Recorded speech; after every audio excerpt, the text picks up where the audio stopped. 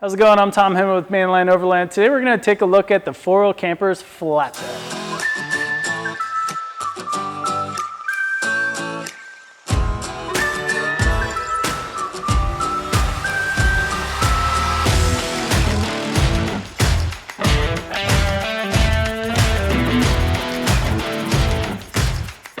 The first thing you'll notice on a flatbed camper is that it sits on a tray that sits above the wheels. It's not sunken into the bed the way a normal slide-in would be, so you're not losing any space in the box of the camper itself. This gives you more space inside, in the back, in the front, and especially in the sides where the wheel wells would normally create notch-ins in the camper. So when you go flatbed, you have the ability to take all the empty space that was between these wheel wells, and it was just sheet metal in the truck, and turn it into potential for storage. So the Norwell tray has forward and behind the wheel storage boxes. This gives you a great place to put a compressor, put recovery gear, put other items that you want to leave outside the camper so you don't get them dirty or muddy. Another advantage of a 4-wheel camper's flatbed, the Norwell tray gives you this.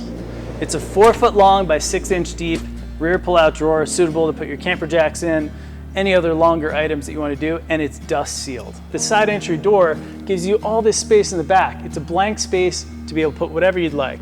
They use a back rack that can hold jerry cans, max tracks, any number of things back here on this blank canvas. The flatbed camper also has a side entry door, which makes it very easy to put things like accordion steps to allow you to get in and out, get your pets in and out as well. It puts the awning over the front door as well. But the real benefits are found inside. So let's check it out. So the 4-wheel camper's flatbed comes in a rear dinette configuration. This puts the door at a side entry position. That gives you a very open floor plan-y type setup. So you've got your kitchen over here, you've got your dinette seats here, and this is also your auxiliary bed. So this tabletop will drop down. All this will make a single sleeper bed that's quite comfortable for one person. I spent many a night in one of these auxiliary beds. It also gives you picture windows all around the back seating area, which is really nice. You can kind of back yourself up to the beach, back yourself up to the cliff, whatever you're gonna do to get that great picture window for your dining experience. The table on the flatbed is a telescoping table that slides from side to side, and it creates space to access storage underneath. We have huge storage spaces under these campers. 2 big foot lockers on both sides of the camper.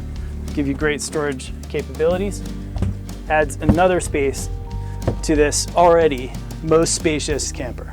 Because we have that vertical space to go all the way to the floor with this camper, we have more space to put things like the fridge under the kitchen. This is super convenient because you can take everything you need prep-wise, take it out and use it right where you need it, where your stove and your sink are going to be located. In terms of battery setups, this camper is capable of holding up to 300 amp hours of lithium batteries.